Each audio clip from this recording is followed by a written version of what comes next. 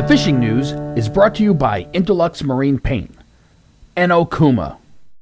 Hey there, Toby Lapinski for the New England edition of the Fisherman magazine with this week's web video fishing forecast for New England. I want to start off by thanking everyone who came out to see us this past weekend in Hartford at the CMTA boat show. It was tough weather-wise. We lost Thursday night due to the big snowstorm, and then Sunday there was some snow that came through as well, but all in all, attendance was still really good. Saw a ton of people. It was great to talk fishing and boating and kayaking, everything else with all the attendees, and really happy to be a part of it once again and looking forward to next year. And then coming up this week into the weekend, we finish up in Boston as the New England Boat Show continues all week long and ends Sunday the 19th. I myself will be heading up there Friday morning, covering it Friday and Saturday, and you can find me at the Fisherman booth at booth number 470. So I hope to see you there. Come on out. This is an absolutely massive show. They've got all the biggest, best boats going on in the area, so you got to come and check it out. And then last up, before I get into the reports, something a little different for you. Local Connecticut fisherman and self-proclaimed fishing hip-hop artist Mike Morazzini drops his second full-length, all-fishing-themed album this Friday. Now, Mike writes his clean, pumped-up hip-hop music entirely about fishing. So even if it's not your generally preferred style of music, the theme is easily relatable and recognizable by fishermen everywhere.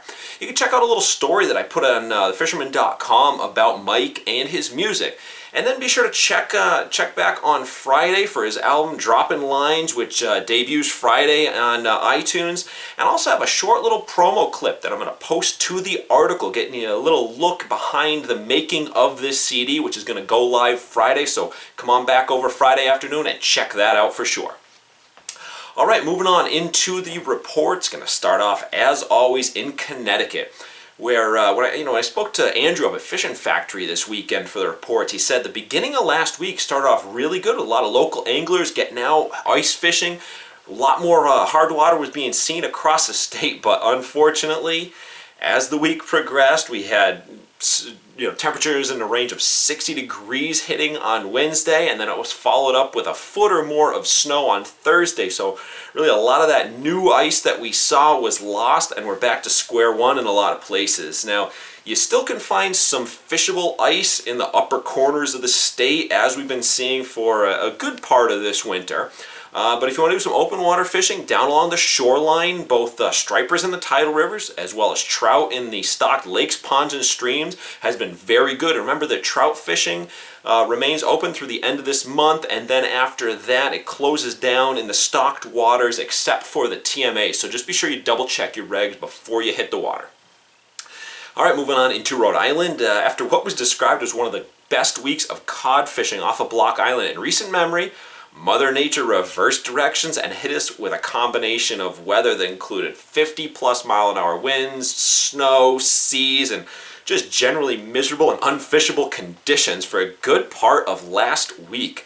However, looking forward to this weekend, while Friday looks a little bit iffy right now, the forecast for Saturday through Monday looks pretty good.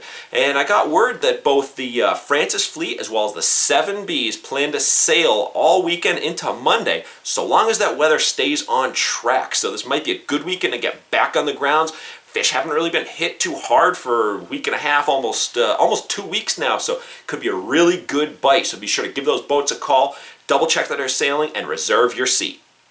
And then lastly, up in Massachusetts, while the thought of seeing any real ice fishing on the Cape or even over just past the canal to the mainland is nothing short of a laughable prospect right now. As I've been telling you all winter long, there's still some fish to be caught. There's stripers being found in the creeks and small harbors in the area, and trout are ready, willing, and eager to strike a lure or live bait in one of the many trout-stocked water bodies across the Bay State. Massachusetts has a really good trout stocking program. They put in a bunch of fish this fall, and now is the time to reap those benefits. If you're not looking to get out and fish, though, as I mentioned earlier, just remember that the New England Boat Show is going on all week in Boston, right through Sunday, so why not come on down and check out the latest and greatest fishing boats on the market. All right, well, there you have it. I'm Toby Lapinski for the New England edition of the Fisherman magazine, wishing you tight lines if you head out onto the water this weekend. The fishing news is brought to you by Intellux Marine Paint and Okuma.